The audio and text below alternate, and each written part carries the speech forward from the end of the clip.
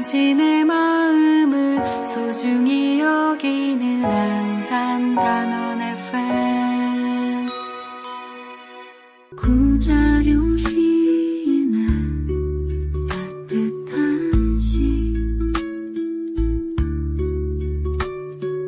손이 작가의 이야기들 별다방에서 문학을 나눠요 모두 이야기 별빛 가득해요 차 한 잔 들고 귀 기울이려면 결 같은 이야기 들려와요.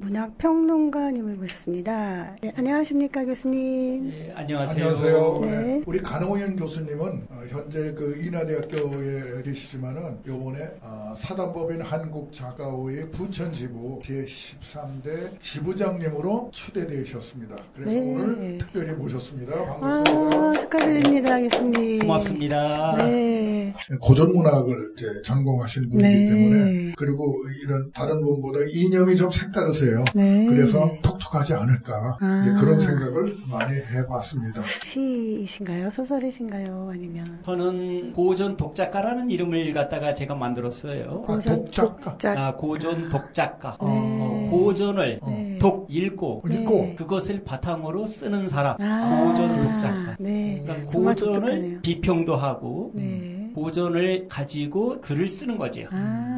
그럼 교수님도 혹시 그렇게 해서 고전을 읽고 쓰신 작품이 있으신가요? 제 책의 대부분이 그렇습니다. 쉬운 5권 정도의 책을 썼는데 네. 그중에 50% 쉬운 5권? 와. 이야. 시험 5권이 거의 소설이신가요? 아니죠. 작품 연구도 있고 이제 습실류도 있고 소설도 있고 시도 있고 다방면으로. 그다음에 뭐 신문에 쓴 칼럼도 있고 그렇습니다. 네. 특별히 고전을 선택하신 이유가 있으실까요? 매력적이잖아요.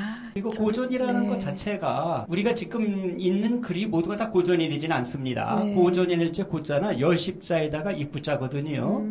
시대를 입으로 전함직한 저는 책전자니까 시대를 입으로 전함직한 책이 고전입니다. 적어도 시대 일대를 300년, 30년을 삼는다 그러면은 지금 네. 200년에서 300년 뒤에 읽힐 만한 책이래야 고전이 되는 거예요.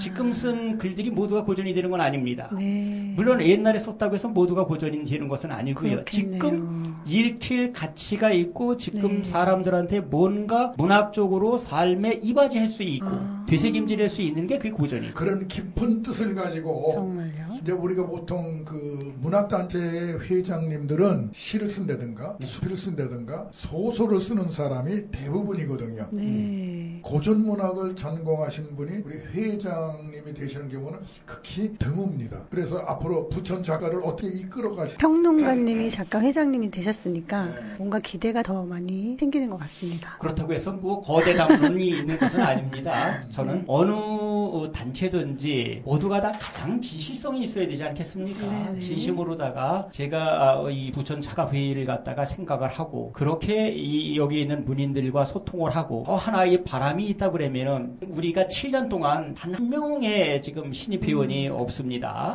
그런데 이 안타깝네요. 신입회원 배갑 운동을 갖다가 좀 해서 네. 우리 이 부천에 있는 부천 위에 이제 다른 어느 곳에 계시든지 우리 문학적 감수성을 좀 일깨울 수 있는 그러한 그 어떤 회장이 됐으면 좋겠습니다. 아니 지금 회원이 몇 명 정도 되신데 그러십니까? 시분과에 한 45명 되고요. 스필분과에 한 25명, 한 30여 명 정도가 계십니다. 근데 적은 회원은 아니거든요. 네. 사실은 정체됐다는 얘기네 그러면요. 정체됐다라는 것은 이제 연령으로 정체됐다는 연령 것이죠. 정체, 맞아요. 그것이 꼭 그 시가 정체됐고 어떤 문학의 창조성이 정체됐다라는 말은 아니겠죠. 대략 100여 명이신 거잖아요. 네, 근데 그렇습니다. 사실 부천 작가회의나 그 부천 문인협회가 역사가 대략 어느 정도가 되나요?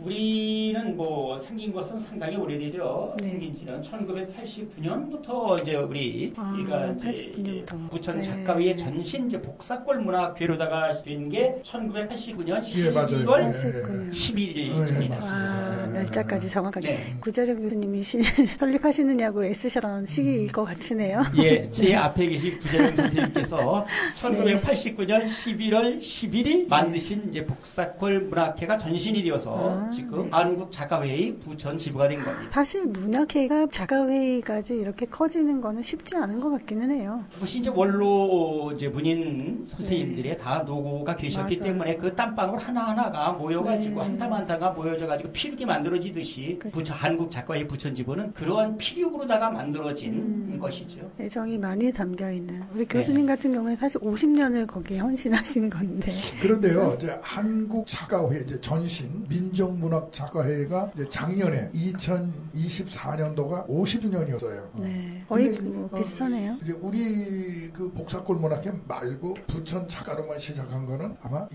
5, 6년밖에 안 됐을 걸로 알고 있거든요.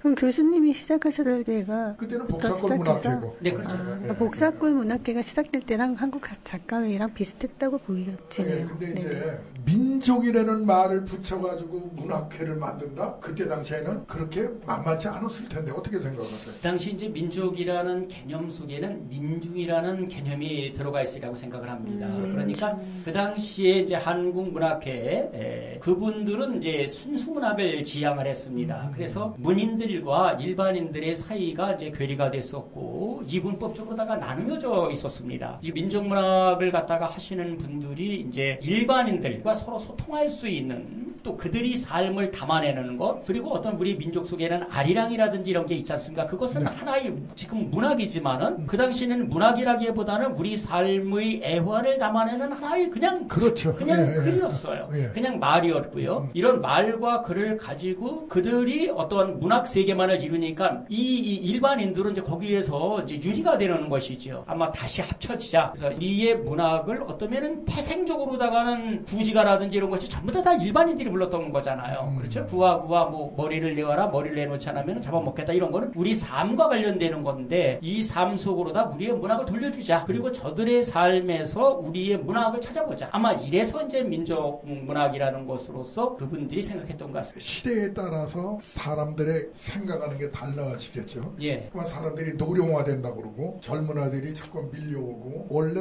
한국 작가회의는 민족문학 작가회의라고 그랬잖아요. 네. 2005년도쯤인가 이게 민족에서 민족을 띄고 한국으로 바뀌어진 거예요. 이제 왜 민족을 띄웠을까? 이제 하는 거 한번 어떻게 생각했어요? 그러면은 이제 민족이라는 것을 떼가지고 글로벌한 세계로다가 나아가려고 한 것은 아닌가. 예, 요즘에도 그 참 다문화 가정이 많지 않습니까? 10가정의 가정 정도가 다문화 가정이라고 할 정도니까 어쩌면 선견 지명에 의해서 그런 것은 아닌가. 그렇다고 보시는구먼. 네. 그러니까 한국 작가회의가 이제 민족문학 작가회의하고 자유문학 실천협의회가 이제 이렇게 합해져가지고 이제 그렇게 된 거지 않습니까? 네, 맞습니다. 그러니까 어떠면은 우리의 문학을 우리의 모든 일반인들과 같이 한번 공유를 해보자.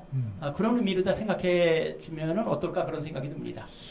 근데요, 이제 민족문학이라고 하고 한국작가회의가 우리나라 저기 뭐 제주도, 전라도, 경상도, 충청도 올라오면서 이게 올라오면서 약해지더라고요. 전라도가 너무 강해서 그런 거 아닐까요?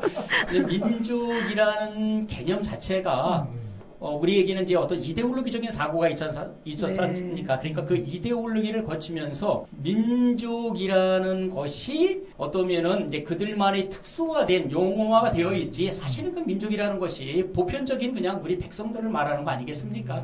옛날에 인민이라는 것도 이제 이데올로기가 들어오면서 인민이 특수화된 용어로 다 변했지만 옛날에 다 인민이었거든요. 그냥 백성 그 정도의 의미로다가 보아주시는 것도 괜찮을 것 같습니다. 근데 아까 잠시 그 순수문학이라는 말씀을 하셨는데 사실 제가 알기로는 순수문학이라는 용어가 굉장히 민감한 용어로 알고 있거든요.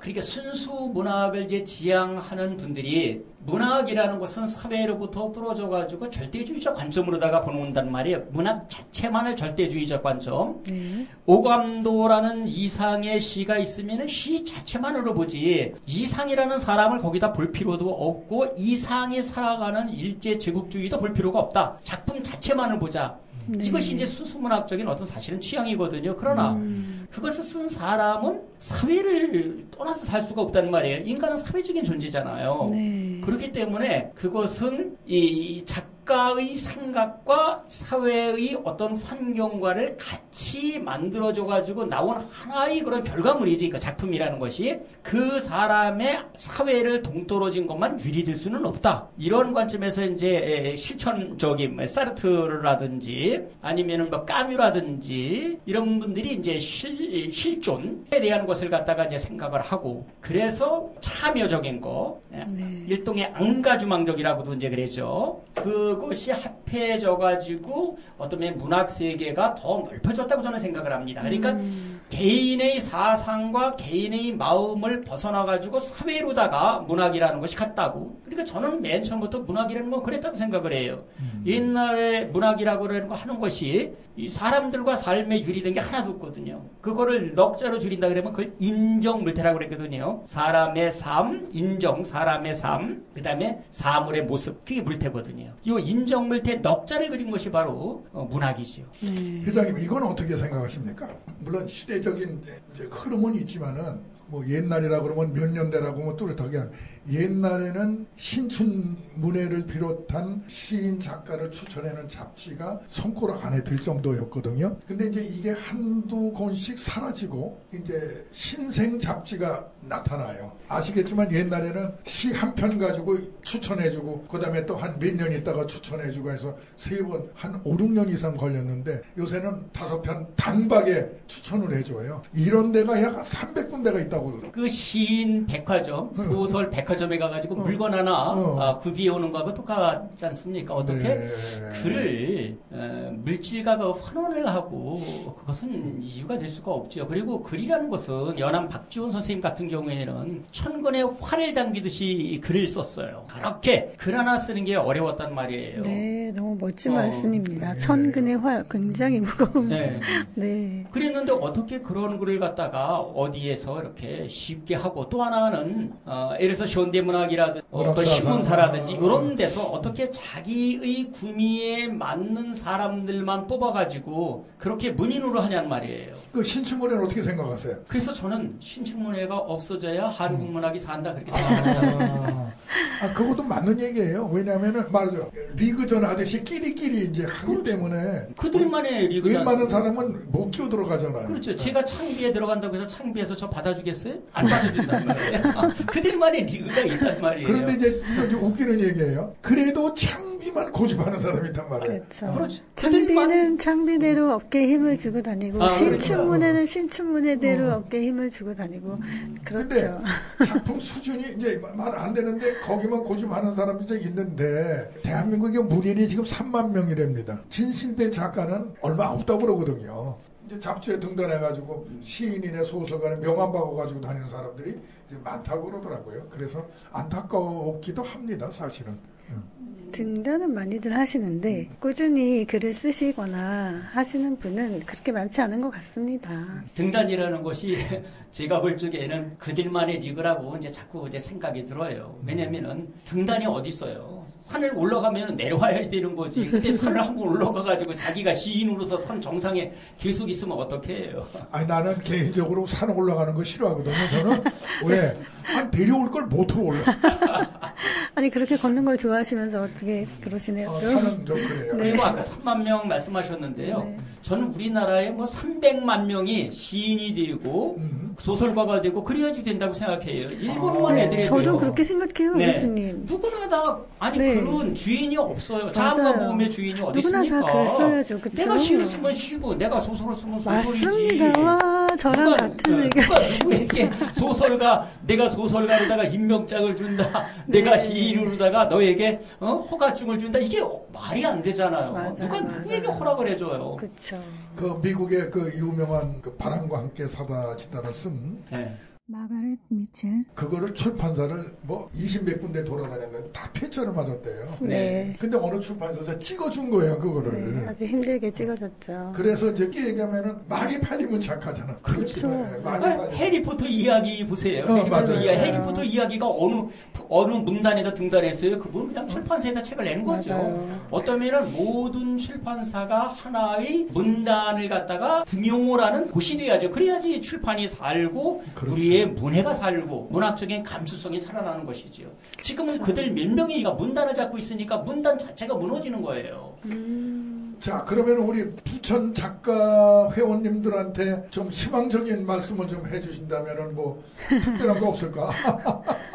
지금 우리 이제 부천 작가는 이제 연령이 조금 이제 점점 높아지세요. 그렇지만은 네. 당신들이 생각하고 있는 그러한 그 문해를 마음껏 좀 쓰셨으면 좋겠다 그런 생각이 드니까 어떤 형식에 얽매이지 말고 시와 소설에 합해질 적에 새로운 장르가 나올 수가 있잖아요. 요즘에 말하는 디카시 네. 하나의 장르로다가 이제 정립이 돼가지 않습니까? 이렇게 네. 당신이 문학 자체를 갖다가 당신이 쓰는 글에서 벗어나서 새로운 곳으로 갈 수 있도록 온고지신이라는 말이 있잖아요. 제가 이제 연암 박지원을 전공을 해가지고 이제 그분 말을 이용한다면 그분은 법고 창신이라고 그래요. 법고. 법법자에다가 옛고자. 옛것을 그걸 모범으로 삼아서 창신, 새로운 것을 해라. 법고를 하는 이유는 새로운 것을 만들려고 해야지. 그것만을 그대로 지키려고 하는 것은 아니잖아요. 문학의 장르화를 갖다가 당신이 주인이 돼서 얼마든지 새로운 장르를 한번 개척해 보시라. 그러면은 새로 실험적인 그러한 시, 실험적인 소설, 실험적인 문학이 상당수 여기서 나올 거라고 저는 생각을 해요. 네.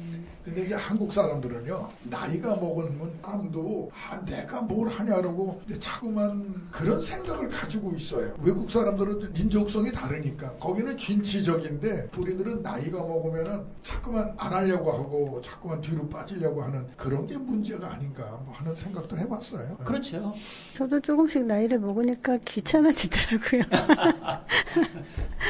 이제 100세 시대니까요. 조금씩 나이가 먹으니까 우리의 저기 한국 작가회에 아직 50년밖에 못 살았잖아요. 그러니까요. 100세 촬영을 하면 아직 50년 남았으니까 아직 네. 반밖에는 살지 못하셨어요. 네. 문학이라는 자체가 이렇게 호락호락하지는 않을 거 아닙니까?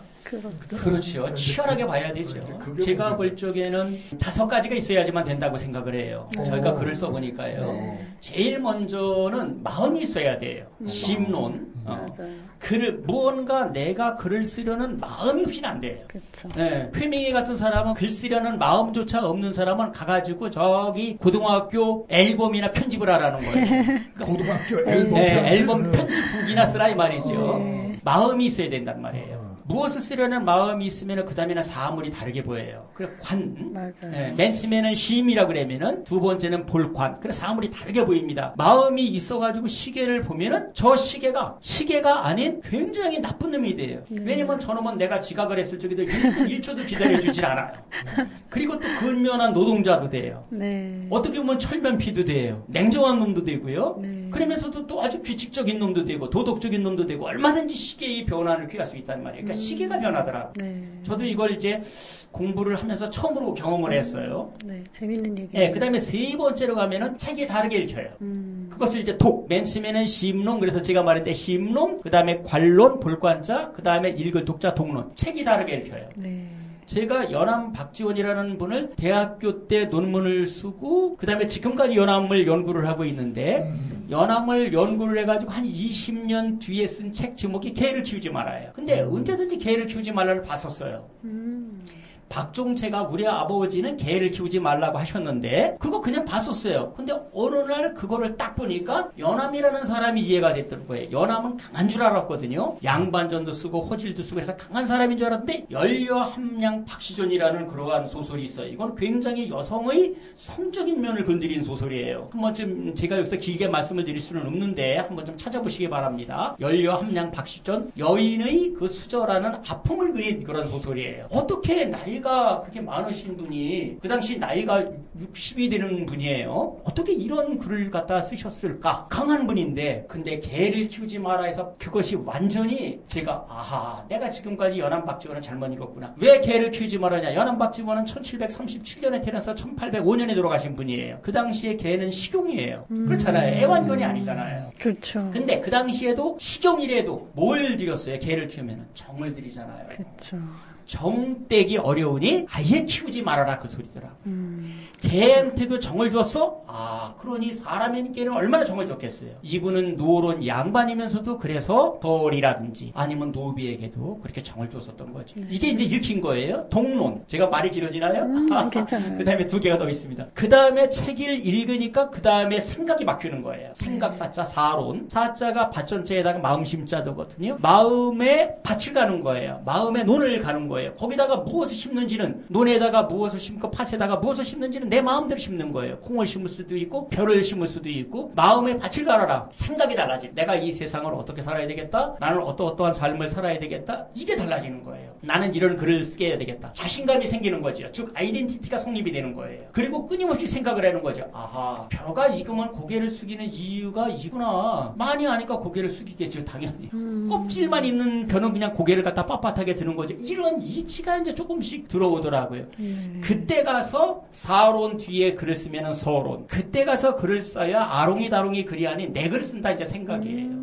나의 아이덴티티가 정립되고 내 생각을 쓰니까요. 남 생각하지 않고 자기만의 글. 그러니까 심론, 관론, 동론, 다론, 더론. 요 5단계를 거쳐야만 되는 것은 아닌가라는 생각이 듭니다. 그러면은 철학적이시네요. 우리가 이제 문학하면 시, 소설, 수필, 희곡 여러 가지 있잖아요. 네. 그럼 우리 교수님은 대학원에서 전부 다 국문학이라는 걸 전공하셨을 거 아니에요. 네. 근데 어떻게 고전 문학으로 들어가셨냐? 이제 이거예요.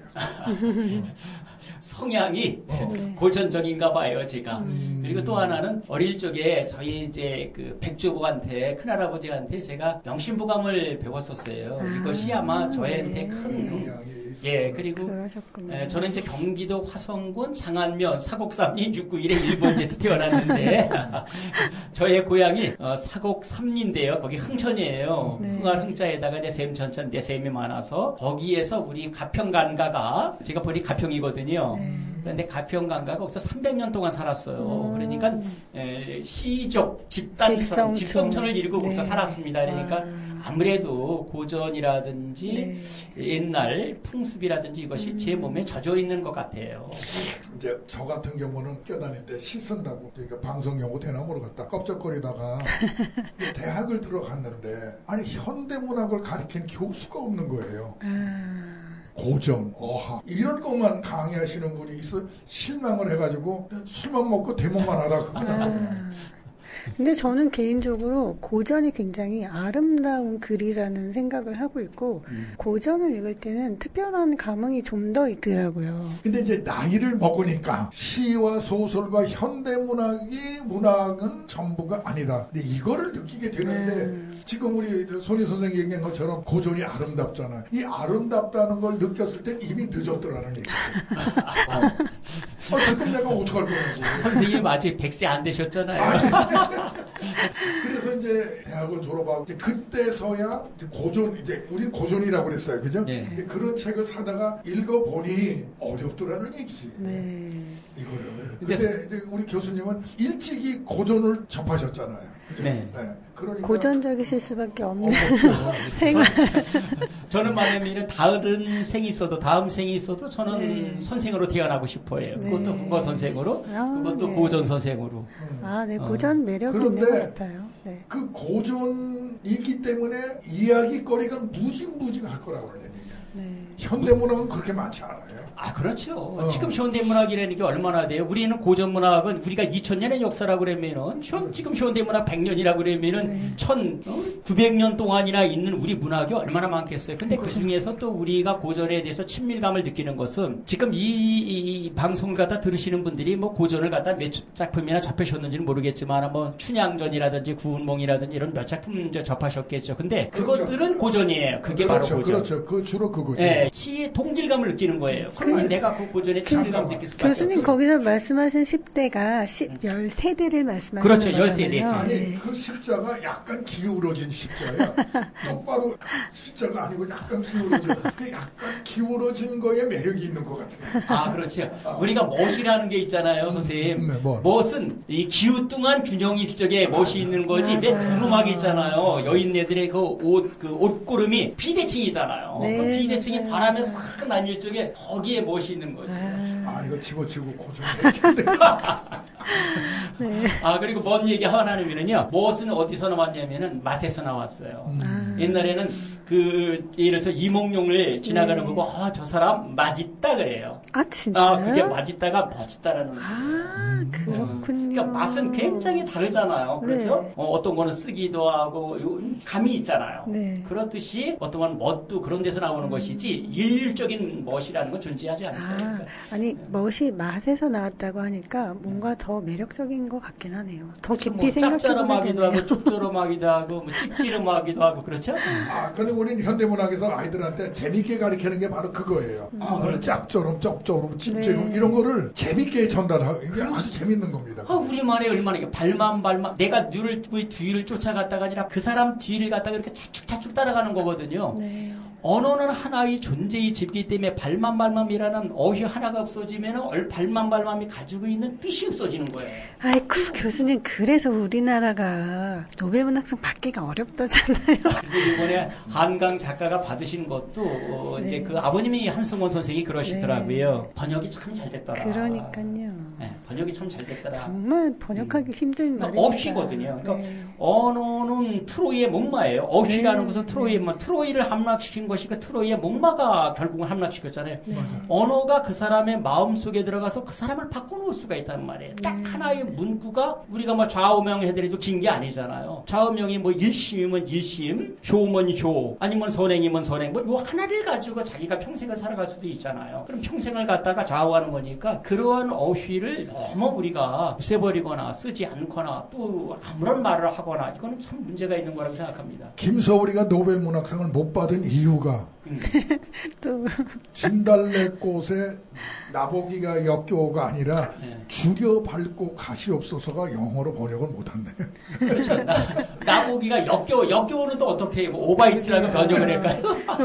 맞아요. 그런 사뿐히 농담 아닌 죽여밟고 진담을 가시 하는데 없어서.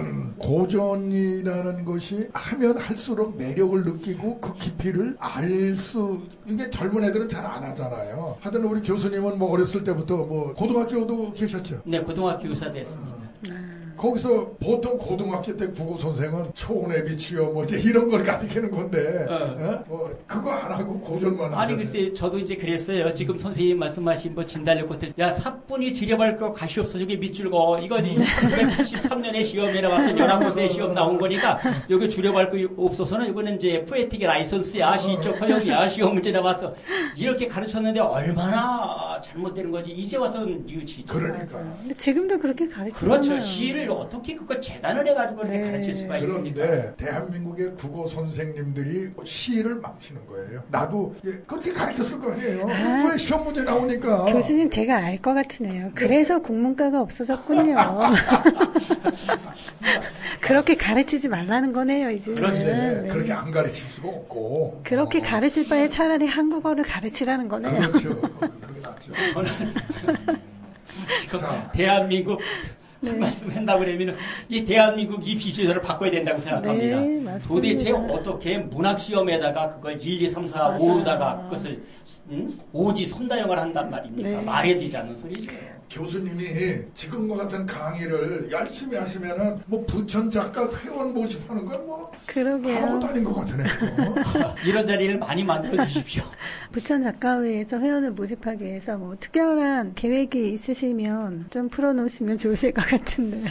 아, 회장 목요문학 나들이라는 걸 옛날에 했어요. 목요문학 나들이. 목요일날 전국에 있는 작가들 100번을 했습니다. 10년간. 전국에 있는 작가들을 모셨다고요?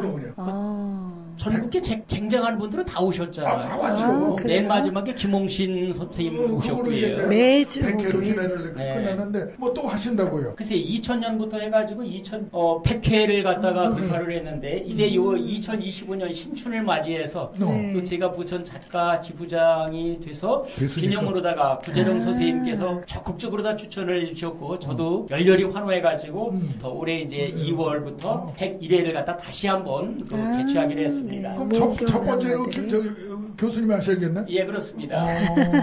그럼 어디 먼저 불러줘 보세요. 뭐 누구 오시나? 101회는 이제 2월 달에는 제가 하고요. 3월 때라는 이제 구미리의 문학 박사께서 하시고요. 4월 달에는 홍경실 선생님께서 하시고 그거 5월 뭐 달에는 소설가신데? 네, 소설가시고요. 임금복 선생님께서 하시겠습니다.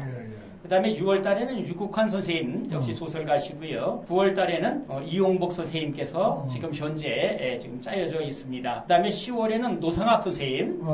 그다음에 11월 달에는 한강 씨도 한번 모셔보면 어떨까? 아이고, 야. 아니 예약이 되셨나요? 아니, 지금부터 이제 한번. 노력을 해봐야죠.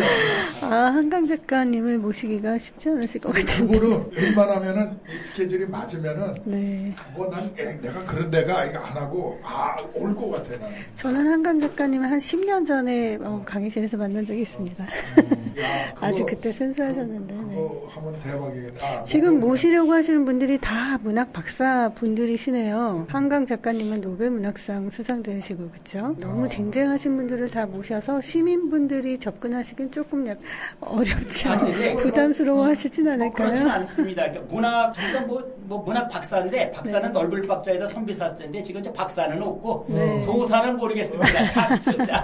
자기 전공 분야 저기 의사들도 네. 저기 뭐야 저 편충 박사, 여충 박사 맞아. 아주 작은 부분만 해가지고 나비 박사.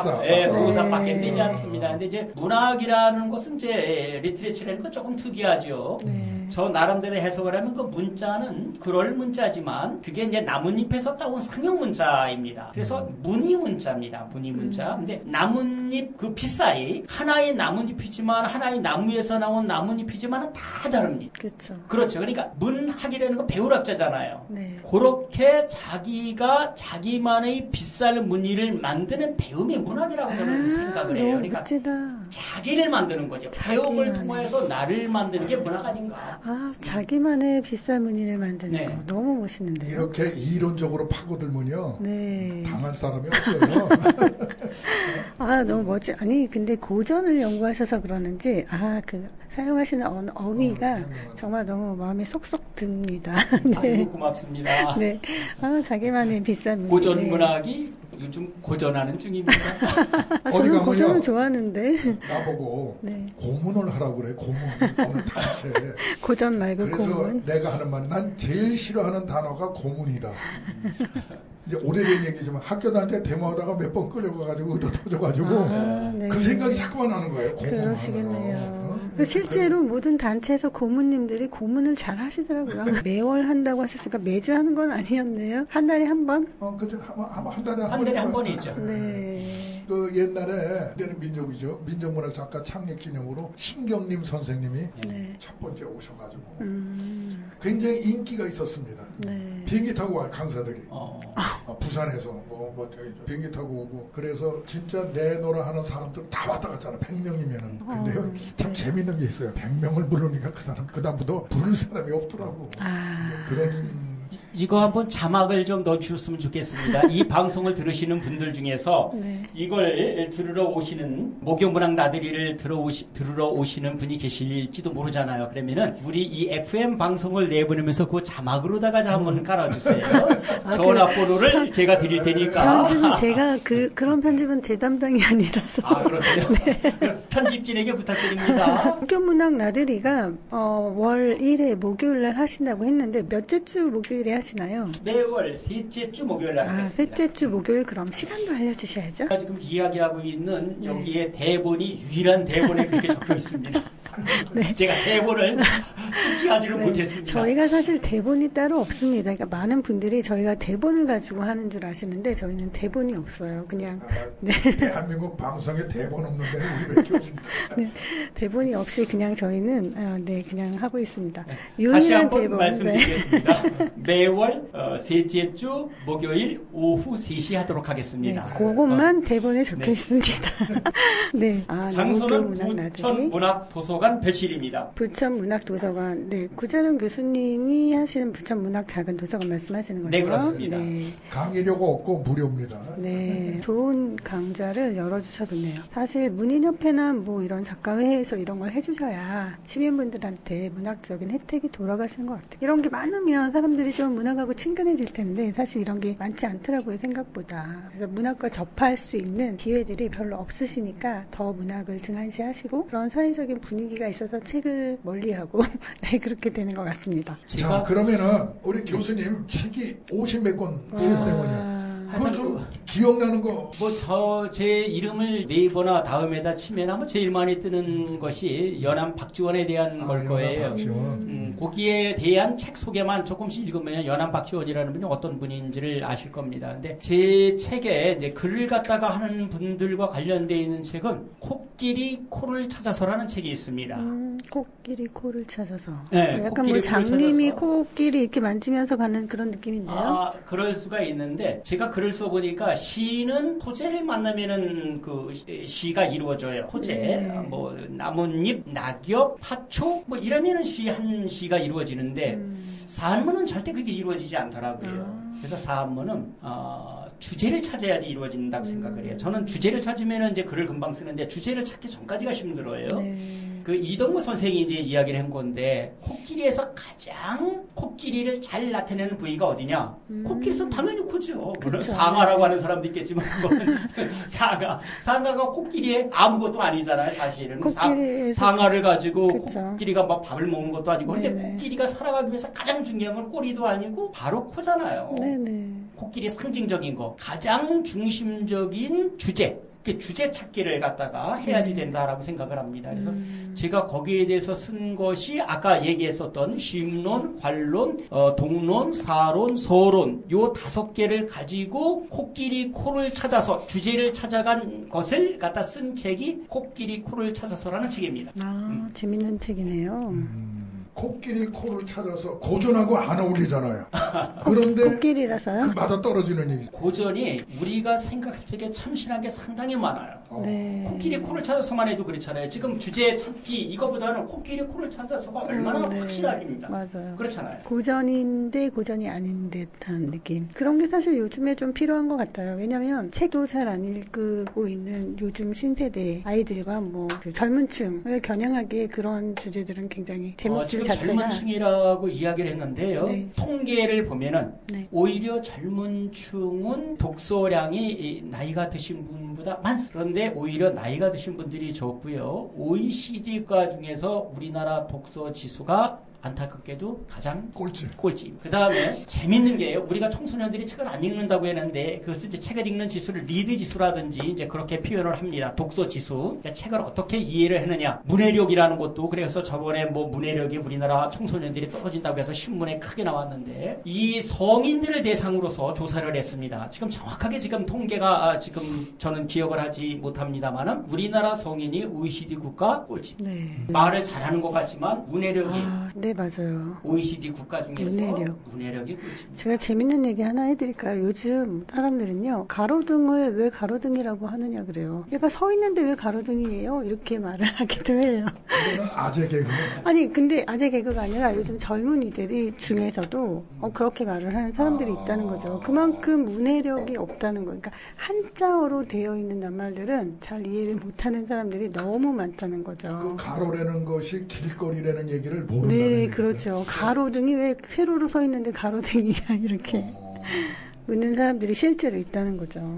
이게 진짜 우리가 우리의 삶을 변화시키고 지식이 지혜로다가 지식이 아닌 지식 그러면은 내 이름이 뭐야 그러면 간호인 금방 나오잖아요. 그런데 저한테 인생을 갖다가 어떻게 살아야 됩니까? 그러면 쉽게 나올 수 없단 말이에요. 그건 지혜의 문제거든요. 네네. 지식에서 지혜로다가 넘어가야 될 것은 우리가 지금 책밖에는 없어요. 네, 맞아요. 그런데 이 책을 읽지 않으면은 우리의 삶이 변할 수가 없습니다. 네. 이 세상에 단 한 글자가 남는다 그러면 변할 변자거든요. 그 변할 변자는 절대 나쁜 게 아니에요. 네. 우리는 표변 그러면 사람이 아유 저 사람은 저 어떻게 저렇게 표변했어 그렇게 얘기를 한다는 말이에요. 그때 그렇지 않습니다. 표변은 분자 표변이에요. 분자는 표범의 그 털빛이 변하듯이 변하는 게 분자 표변이에요. 분자보다는 더 높은 거는 대인입니다. 대인은 호변이에요. 대인은 호랑이 털이 변하듯이 변합니다. 그렇게 좋게. 속이는 보통 사람들은 그렇게 변하지는 못해요. 그러니까 속이는 흉변입니다. 그죠? 얼굴만 변해. 네. 이 변함을 잘해야지 되는 건데 이 변하면 안 돼요. 네. 그러니까 옛날만 내가 옛날에 이렇게 생각을 했어. 내가 옛날에 이랬는데 옛날이잖아요. 네. 아버지들이 자식에게 가르치는데 자기가 30년 전 고등학교 다닐 때 얘기해요.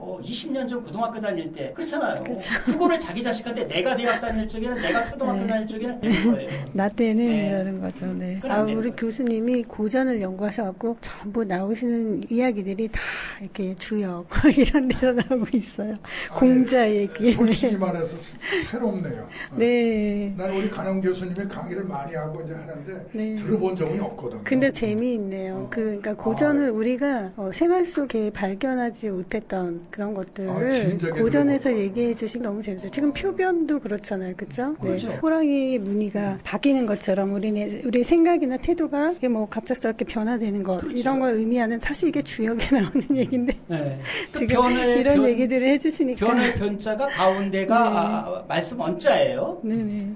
말로다가 우리는 세상을 살아가잖아요. 그렇죠. 왼쪽에 있는 게 실사고 오른쪽에 있는 것도 실사예요. 실이 막 엉켜져 있단 말이에요. 네. 이것을 말로다가 잘 푸는 거예요. 그 밑에 있는 게 칠복자입니다. 그래서 실타래가 엉켜져 있는 것을 그렇게 잘 풀려고 그러면은 그게 그러니까 새롭게 변하잖아요. 네. 엉킨 실타래를 갖다가 잘 가지런히 푸는 거 변했잖아요. 네. 이게 변할 변자예요. 맞아요. 어떻게 보면 오늘 저희가 간호인 교수님을 모시고 1시간 가까이를 이야기를 나눴는데 오늘의 주제가 어떻게 보면 표변일 수도 있을 것 같다는 생각이 들어요. 그래요. 표변을 해야 그렇죠. 돼요. 지금 현대 사회에서 우리가 물론 교수님은 또 고전을 전공하셨고 하지만 우리가 고전을 등한시해도 안 되고 옛 것을 잘 알고 지금 것을 잘 알아서 조화를 이뤄야 또 그렇죠. 우리가 나아가야 될 방향을 찾는 거잖아요. 그러고 보니까 오늘의 주제가 표변 같습니다. 그렇죠. 표변이. 네. 그게 원고지신이에요. 네네. 우리가 온고지신 이야기를 맞아요, 하잖아요. 아주 맞아요. 구태의연한 용어로 생각하는데 그쵸. 그 온자를 보세요. 온자의 왼쪽에 있는 것은 삼수변이에요. 물입니다. 네네네. 온자의 그 위에 있는 것은 그것은 날일자가 해입니다. 해. 네. 그 다음에 그 밑에 있는 건 그릇 명자예요. 그릇에 물이 담겨 있고 그 위에 해가 비추면 온도가 어떻게 되겠습니까? 물의 온도가. 네. 변하죠. 맞죠. 네. 온, 그게 색일 온자예요. 무엇을 가지고? 고를 가지고. 옛 것을 가지고 그렇게 변하라. 요게 온 거예요. 재밌는데요.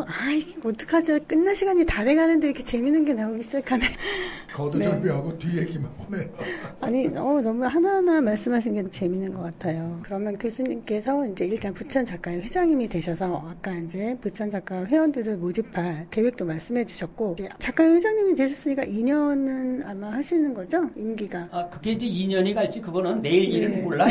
저는 오늘만 열심히 삽니다. 임기 동안 일단 아까 목욕문학 나들이를 일단 다시 시행하신다고 하셨고, 특별히 어떤 포부가 있으시다면. 아니면 우리 회원님들한테 뭐 한 말씀. 네. 우리 회원님들의 제일 좋은 거는 건강이에요. 건강하지 못하면 그쵸. 절대 건강한 글을 쓸 수가 없어요. 네. 그래서 제가 문인들한테 글을 보내면 꼭 건강, 건필 그래요. 네. 건강하시고 그래야지만 글이 굳셉니다. 네. 글이 흔들림이 없고 굳세다. 자기 의지를 갖다가 표명을 할 수가 있고요. 네. 건강하십시오. 건강하게, 굳세게. 네. 책 얘기 좀 해달라고 그러니까. 네. 58권이 있다는데 진짜. 한 권밖에 얘기 안 했어요. 58권이면 사실 교수님이 쓰신 책도 잘 기억 안 나실 수 있을 것 같아요. 그다음에 이제 두 번째 이제 이제 하는 것은 다른 것은 연암 선생이 많이 있으니까 또 하나는 제가 쓴 것 중에서 구슬이 바위에 떨어질 때라는 책이 있습니다. 구슬이 바위에 떨어진 네, 아, 요거는 이제 다들 재밌네요. 정석가의 고려 소교에 그렇죠. 있는 정석가 딩하도라에서 이제 제가 따온 건데 요거는 그 보리 출판사에서 이거 뭐 오래된 일이니까 얘기해도 돼요. 보리 출판사에서 저한테 고려 소교에 대해서 글을 써달라고 그러더라고요. 제가 그때 이제 김영사에서 아름다운 우리 고소설이라는 책을 냈어요. 한 800쪽 정도로다가 800종. 예, 그래가 꽤 널리 알려졌어요. 아름다운 우리 고소설. 우리 고소설에 대한 전반적인 걸 다 다룬 책인데 지금도 있습니다. 다음에 들어가가지고 춘향전 치면은 나오는 책이 아름다운 우리 고소설입니다. 고려 소교를 쓰다 보니까 이게 몇 작품이 되지가 않잖아요. 그래가지고 뭐 소교 몇 작품이나 되겠어요. 뭐 동동이라든지 뭐 정읍서라든지 몇 작품이 되지 않고 또 그것을 가지고 쓸 게 없어요. 논문밖에는. 이니시에이션 성장 소설로 한번 써보자. 지금 병점이 있잖아요. 그 병자가 떡병자거든요. 만두가게. 만두라는 것이 이제 맞아요. 예, 고려 때 저 몽골에서 이제 병사들이 들어왔어요. 가져온 거거든요. 그래서 그때 굉장히 그 이제 병점이 저 아래에서 올라오고 위에서 내려가 버리는 아주 거기가 그 중점 지역이었었어요. 그래서 거기에 만두가게 유명해서 이제 병점이 된 겁니다. 지금에서 병점이라는 곳을 이제 제가 택한 곳은 우리 동네가 그 옆에 있는 화성 장안면이니까 제가 태어난 곳이 거기 화성이니까 그래서 화성의 사투리를 좀 적절하게 넘어가지고 거기에서 있는 한 아이의 성장담을 한번 써보자. 요걸 기획을 했어요. 그래가지고 주인공을 돌이라고 했어요. 근데 이제 돌이라는 아이가 떡전거리에서, 거기 이제 떡전거리입니다. 거기에서 이 아이가 이제 성장을 하는 건데, 참 신기한 경험을 하는 게, 그거를 쓰는데 한 1년 정도 걸렸는데요. 이 돌이라는 아이가 스스로 다 성장을 해요. 유혹하는 글쓰기라는 책이 있습니다. 스티븐 킹이라는 사람이 썼는데 쇼생커 탈출의 원작자예요. 아주 미국의 대중 비스트셀러 작가인데 이 양반이 쓴 글을 쓰는 법에 대한 책인데 이 책에서 유혹하는 글쓰기에서 2분의 1이 자기 얘기예요. 내가 다리가 부러졌는데 나는 아파 죽겠는데 옆에서 그러질 않더라. 또 어렸을 적에 내가 우리 어머니를 갖다가 식모니까 오셔가지고 식모가 와가지고 나를 봐주면 우리 엄마가 어디 출근을 하면은 이 식모가 나를 깔고 앉아가지고 뿡야뿡야 방귀를 껴댔다. 이런 시답지 않은 얘기를 써놓는다는 말이에요. 그래서 아니 글쓰기 책인데 왜 이런 얘기를 써? 근데 2분의 1을 쓰고 그 맨 마지막에 나는 유적 발굴자다. 내 소설 이야기는 이미 내 주변에 있고 나는 그것을 발굴만 하면 되는 거야. 이 얘기를 거기서 실감을 한 거예요. 도리가 스스로다가 자기 길을 찾아가는 거예요. 꽃님이라는 그러한 여친, 달림이라는 여친도 자기가 만들어요. 도리라는 아이가 있으니까 도리와 같이 비슷한 나이에 달림이도 있고, 그 다음에 곰이라는 달림이의 오빠도 만들고, 그 다음에 얘가 자기 누나 꽃님이도 만들고, 자기 아버지와 어머니의 사연도 만드는 거예요. 그래서 몽고군의 침입으로 다 일하여가지고, 이 아이가 안양을 거쳐가지고, 더 강화도로 들어가고, 한 100년대 되니까 삼국유사에 있는 이련 스님을 만나는 거예요. 그래서 이련 스님과 같이 공부를 하는 거예요. 그런데 이 아이가 왜 그랬냐? 왜 몽골이 침입했는데 우리는 이렇게 당할 수밖에 없느냐? 아, 우리가 힘이 없어서 그랬다. 내 힘을 찾아가야 되겠어? 처음 만난 것이 삼국유사를 지은 이련 스님이에요. 그래서 학문이 지식이 힘이다. 그랬는데 이련 스님이 아무것도 못해 몽골에 대해서. 그러니까 또 거기를 떠나는 거야. 이 아이가. 그럼 힘이 뭘까 도대체? 이제 도리의 아버지가 죽거든요. 도리의 아버지가 뭘 했느냐? 고려 소교를 채집했었던 홍상인이에요. 장돌백인데 여기저기 떠돌아다니면서 장사를 하는 사람인데 고려 소교를 채집을 했어요. 누군가 채집을 했을 거 아니에요. 그것이 궁중으로 다 들어가서 지금 남아있는 게 악곽개배규범이라든지 악장가사에 남아있는 게 바로 고려 소교예요. 그걸 도리 아버지가 한 거예요. 그리고 도리가 우리의 힘은 지식도 아니고 바로 노래야. 이 노래가 바로 우리의 삶이야. 그래서 달림이하고 이제 아이도 낳고 그러면서 나중에 삼별초란이 일어나니까 도리가 이제 삼별초를 해가지고 제주도로 떠나는 거예요. 이것이 이니시에이션 소설이죠. 그러면서 중간중간에다가 이제 고려 소교 정석가도 집어넣고 동동도 집어넣고 정읍사도 집어넣고 그런 거예요. 구슬이 바위에 떨어진 들 끈이 탄 끝이니까. 달림이하고 도리하고 끈끈한 고려의 생명력이 이제 이어가는 거예요. 거기에서 아이를 또 낳습니다. 고려가 끊어지지 않아요. 아무리 몽골이 고려를 없애려고 해더라도 무신정권이 그 백성들을 없애려고 해더라도요. 우리가 비록 달림이는 고려 개경에서 살고 사랑하는 여인이 아이와 여기서 살고 도리는 삼별초로다 인하여서 제주도로 가지만 우리 끈은 끊어지지 않는다. 구슬이 바위에 떨어진 듯 끈이 이어졌잖아요. 그 두 사랑하는 사람의 아이로다가 끈이 이어졌어요. 그렇기 때문에 우리의 사랑은 끝나지 않는다. 여기에는 어떤 연면한 우리의 어떤 민족 정신. 제목에서부터 굉장히 희생적인 내용들이 나올 것 같으네요. 그래서 구슬이 저는 바위에 떨어지니까. 노래가 힘이라고 생각을 하는 거예요. 네. 다른 것이 아니라 우리 아버지도 우리 시골에서 농사를 지을 때 보면은 우리 노동요 했잖아요. 네. 또 항상 노래를 부르면서 맞아요, 그 맞아요. 모두 심고 그랬었어요. 농사를 지을 때 우리 아버지는. 뱃사공들도 노래, 그렇죠. 뱃노래가 있고, 뱃노래가 그렇죠, 가지고. 맞아요. 그렇죠. 아리랑도 마찬가지잖아요. 네, 정말 그러네요. 보릿고개를 넘을 때도 그렇고. 그렇죠. 아, 정말 그러네요. 지금은 이제 그런 게 없어졌지만은 네. 이제 그 노동요 다음에 나온 게 뭐냐면은 트라제스타에다가 이만한 배터리 뭐 대준 거예요. 아, 네네. 그걸로 바뀌었어요. 말씀을 들어보니까 정말 우리 조상분들이 굉장히 지혜로웠네요. 그쵸? 그 어렵고 힘들 때 노래를 하면서 흥을 그렇죠. 돋구고 그 어려움을 극복해 나가는, 그쵸? 우리가 이렇게 제가 그 마지막에 이제 썼던 기억이 나는데 한 번은 제가 전철을 이렇게 타고 가는데 이제 머리에다 이어폰을 갖다가 이제 낀 어떤 여자가 그 노래가 나오겠죠. 그걸 갖다 머리를 흔들고 발을 갖다가 움직이는 보니까 네네.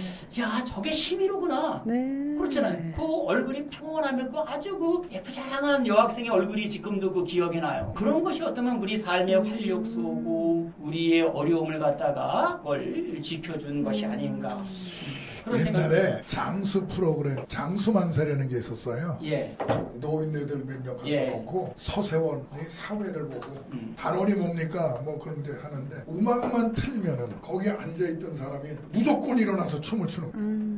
어떤 음악을 틀어도 재미난 거 남자는 안 일어나.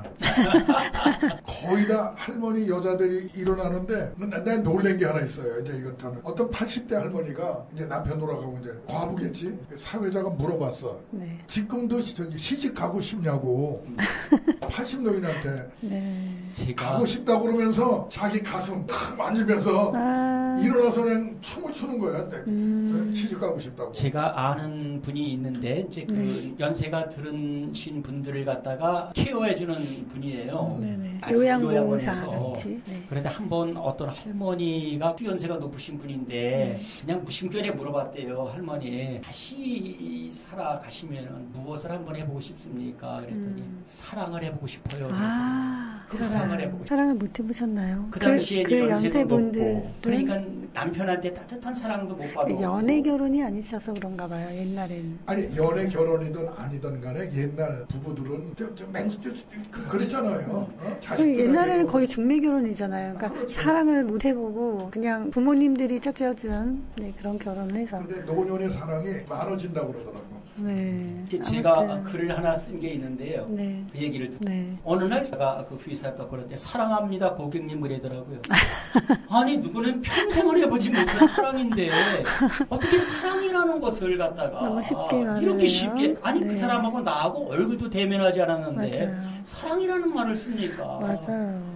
사랑이라는 말이 그 아름답고 고귀한 이름이 너무 맞아요. 천박하게 되잖아요. 맞아요. 그러니까 상술에 의해서 네. 사랑이라는 그 고귀한 용어가 네. 그 아름다움이 없어지는 것이 좀 마음이 아프더라고요. 그래서 언어를 가지고 장난치지 네. 말았으면 좋겠다 그런 생각도 들어요. 사랑 얘기가 나왔으니까 말씀인데 사실 저도 그 사랑이라는 단어 때문에 정말 사랑이 뭔가 한참 고민한 적이 있고 저는 이제 개인적으로 기독교인이라서 하나님이 우리를 사랑하신다는데 하나님 그 사랑이 정말 뭔가요? 제가 진짜 몇 달 동안 고민하고 하나님 앞에 계속 질문한 적이 있는데 지금 말씀하신 게 공감이 확 됩니다. 왜냐하면 근데, 정말 쉽게 그렇게 말할 수 있는 단어가 아닌 것 같아요. 아닌데 근데 그게 뭐냐면은 우리는 사랑한다고 그래도 사랑한다고 말을 못했잖아. 네. 우리 시대 사람 그렇죠. 아 그렇군요. 너무 안타깝네요. 그러니까 아까 이제 누군지 몰라도 사랑한다고 그랬잖아요. 네. 사랑합니다 고객님. 그게 요즘 사람들은 그걸 쉽게 할 수 있다고요. 네. 자, 그러면 이 시점에서 우리 간호윤 교수님이 어쨌든 고전을 전공하시는 분이시니까 고전에서는 사랑을 어떤 식으로 표현을 하고 있을까요? 우리는 고전적인 사랑이라고 그러면은 뭐 굉장히 자기 네. 몸을 이렇게 감추고 아주 은근한 그런 사랑만 생각하고 있잖아요. 네. 그 소설에서 남녀가 만나잖아요. 네. 그러니까 만나는 즉시 내가 좋으면은 합방을 합니다. 아, 정말요? 조건이 하나 있어요. 너무 놀랍네요. 그 사람이 아주 연애 소설인데 1700년 연애 한문 소설이에요. 제가 번역해 놓은 게 네네. 있습니다. 선현유음이라고. 거기에 나오는 상사동기인데 상사동기라는 이름 자체도 아주 에로틱이에요. 네. 상사동이 저기 종로에 있는데 거기에 그 사복시가 있습니다. 말을 키우는 곳이 있는데 이 말이 동물들이 암청이 납니다. 모든 동물들이 이제 다 그러듯이 그러면은 담을 뛰어넘어서 도망가는데 그 담 이제 더 이상 도망갈 수 없는 곳이에요. 그게 네. 상사동입니다. 그러니까 서로가 생각을 하는 그러한 이제 동네인데 우리가 상사동이라고 그러면은 상사병 났다 그러잖아요. 네. 상사병은 혼자서 만사히 들어오잖아요. 그게 거기서 나온 건가요? 근데 상사동은 서로 상자, 네. 생각사자, 서로 생각하는 게 상사병이지 네. 혼자 생각하는 건 상사병이 아니에요. 서로 짝사랑은 상자의 아니다, 상사동입니다. 네, 짝사랑은 사랑- 아니에요. 그거는요. 네, 짝사랑은 서로 아니에요. 사랑해서. 서로 네. 사랑해서 이제 상사동이라는데 거기에 나와서 두 남녀가 만나는데 네. 바로 그날 저녁으로다가 하늘에. 아이고 이런. 근데 조건이 있어요. 네. 반드시 그 남자에게 네. 나를 잊지 말라는 불망기를 요구합니다. 아니 불자 잊을망자 표적 기록할 같은 거. 그렇죠. 네. 글의 힘이 거기서 나오는 거예요. 나는 너를 잊지 않겠다. 이 하나의 글로서 내가 이 남자 괜찮다 그러면 딱 받아들이는 거예요. 물망쳐요, 어머니가 받지 물망쳐. 않습니다. 네. 글의 힘을 그 당시 믿었다라는 거죠. 글이라는 게 그렇게 중요한 거를 가지고 아무렇게나 함부로 이렇게 쓰면 안 되는 거죠. 네. 찬과 제주노로다 시를 쓰는 사람들 금방 알아요. 소설 쓰는 사람들 금방 압니다. 거기엔 주제가 없어요. 글을 이렇게 보면은요. 옛날 그 선인들의 애정은 네. 우리처럼 뭐 재고 뭐 기부 앤티크 이런 거 없습니다. 당신이 좋아? 그러면 당신한테 불만기 하나 딱 받고 그리고는 우리가 지금 젠틀맨 있지 않습니까? 네네네. 젠틀맨. 네. 거기서 신사입니다 그래요. 네. 근데 젠틀맨 할 때 신자는 신자입니다. 허리. 허리를 딱 졸라매는 그런 네. 서양의 젠틀맨 신사인데 우리의 신자는 믿을 신자예요. 믿을 신자는 사람 인자에다가 말씀 원자입니다. 사람의 마. 네네. 그것이 믿을 수 있는 선비. 이게 신사입니다. 네. 그럼 그 고전 중에서 가장 아름다운 불만기가 혹시 있다면 어떤 게 있을까요? 운영이라는 여인의 이야기인데 둘이 그래서 만나기는 했는데 서로가 이루어지지 못해. 네. 그 비극적으로 해가지고 죽어요. 아, 운영이하고 김진사하고 두 사람이 죽어. 그러니까 누군가 마음이 불편했어. 그래서 이거를 둘이 해피엔딩으로 만들어줘요. 상사동기에서는 김진사하고 앵영이라는 그 영영이라는 네. 그 여자가 둘이서 사랑을 해가지고는 둘이 근데 여자가 이제 신분이 천혜예요. 네. 둘이 똑같은 신분이 아니에요. 신분이 이제 하나는 시비고 하나는 이제 한 사람은 남자가 양반이. 그러니까 혼인이 이루어질 수가 없어요. 둘이서 혼인을 하는 순간 이거는 혼인이 될 수도 없고요. 네. 또 자식을 낳는다 해더라도 정실자식이 되지가 못합니다. 그렇고 제사도 이제 지내지도 못하고 그런데 이 둘이서 다시 부인을 얻지 않아요. 보통 다시 이제 부인을 얻기 하고 첩으로다가 이제 두 굉장한 번째 부인을 받는데 사랑이네요, 정말. 이 김진사가 네. 그냥 영영이라는 그 여자와 평생 사랑을 하고 거기에 또 자식이 없어요. 옛날 같으면은 이게 말이 안 되는 소리잖아요. 근데 네. 이게 몇 년도 소설? 1700년대 아이고. 한문 소설. 1700년대. 네, 1700년대 한문 300년이 지난. 애정 소설입니다. 그러니까 1700년도에도 요즘 말로 얘기하면은 에로 소설이 있었다. 네. 그런 거죠. 근데 지금 요즘 세대에서 풀어놔도 전혀 전혀 손색이 빠지지 없는. 않죠. 네, 와 정말 재밌고 그런 소리네요. 요즘 젊은이들도 많이 공감할 것 같으네요. 그렇죠. 요즘에는 뭐 드라마로 너무- 나와도 뭐 히트칠 것 같아요. 그럼요. 네. 요즘에는 너무 그 재고 그러지 않습니까? 사람이 네. 어떻게 재요? 요즘 그 그렇죠. 사람이 나한테 와서 들어와서 앉는 게 네. 사실 0.1초만 되잖아요. 그 사람이 내 가슴에 들어와 앉았는데 내가 아, 어떻게 가슴에 들어와 앉는다. 아, 진짜 너무 멋진 말이네. 겨울밤은 깊어갑니다. 그러면 이제 마무리를 좀 해주세요. 겨울밤도 깊어가고. 이제 우리는 그래도 현대를 살아가고 있잖아요. 현대를 살아가고 있는 우리 독자분들 삶을 살아가면서 고전을 가지고 우리가 영향을 받는다면 어떤 영향을 받을 수 있을까요? 제가 사실은 살아가는 데 있어가지고 고전을 공부해가지고 그것이 저한테 힘이 됩니다. 네. 힘이 되는 이유는 고전을 공부하지 않았으면 저는 이 사회에서 상당히 헤매는 삶을 살았을 거예요. 고전이 어떤 나침반 역할을 하셨나요? 당연하죠. 네. 나침반 역할을 하죠. 제가 연암 선생을 갖다가 연구를 하면서 네. 이런 생각이 들어요. 연암 선생은 1700년대를 이제 사신 분이에요. 네. 그런데 과거도 포기를 했습니다. 그리고 오로지 글을 썼어요. 글이 중하니까 그만큼 과거를 보지 않고 10년간 벼슬살이를 했어요. 근데 나중에 이런 얘기를 해요. 내 10년간 벼슬살이에 돈 책 한 권을 잃어버렸고 그렇게 그 양반이 참 글을 쓴 거예요. 그 그 글을 가지고 나는 공부를 하고 그 분이 쓴 글을 가지고 나는 먹고 살았습니다. 월급을 받았어요. 솔직히 그렇잖아요. 네네. 그렇게 이제 어느 날 그런 거예요. 이분이 그 어떤 분은 페이퍼 파립의 차림으로다가 그 험한 중세기를 허청허청 걸어가셨는데 사람들이 문둥이라고도 놀렸었어요. 왜 너 양반이면서 양반답지 못하게 그런 양반을 공격하는 글을 쓰고 그러느냐. 그러한 분을 가지고 내가 세상을 살아가는데 어느 날 그분이 지게 위에 내가 올라가 앉아있다라는 생각이 드는 거예요. 아, 그분의 지기 위에. 그래서 내가 이분에게 부럽지는 말아야 되지 않겠는가. 네. 그래서 그분이 방 싫어한 단어가 사입입니다. 사입이. 사입은 네. 일본 말이 아니고 네. 논어에 나오는 말입니다. 네. 비슷할 사자, 그러할 이자, 아닐 비자입니다. 네. 비슷하지만 그러나 아니다라는 거예요. 네. 누가 그러냐면 짧게 얘기한다면 향원이라는 사람이 있었는데 향원은 마을 위장 정도 되는데 70% 정도는 아주 군자처럼 행동을 해요. 네. 그러나 사실은 군자가 못 되는 거예요. 사람들을 갖다 속이는 거지요. 네. 그런데 그 사람을 쫓아가면 어떻게 되겠느냐예요. 적당하게 자기가 선생인 척한데 선생이 아니야. 네. 적당하게 자기가 시장인 척한데 시장이 아니야. 네.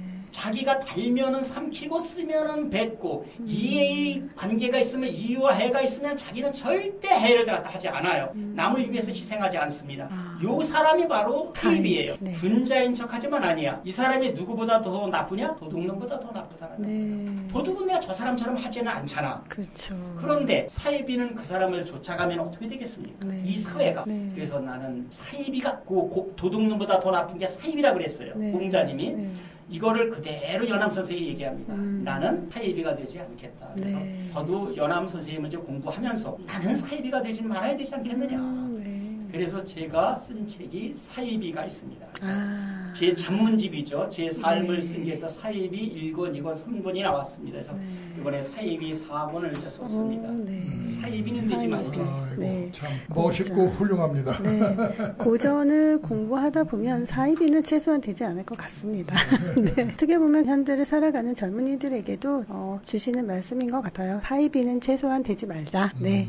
네. 좋은 말씀이십니다. 네, 감사합니다. 오늘 진짜. 문학평론가님을 모시고 굉장히 깊은 얘기들을 너무 짧은 시간에 나눈 것 같아서 좀 아쉽기는 하네요. 이거 뭐 하염없이 밤만 깊어가고 네, 이거, 정말 참. 밤새 나눠도 다 못 나눌 것 같네요. 진짜. 그러네요. 네, 네, 너무 자, 감사했습니다. 예, 따뜻한 겨울 되시기 바랍니다. 고맙습니다. 지금까지 구자룡 손희였습니다. 감사합니다. 네, 감사합니다. 감사합니다.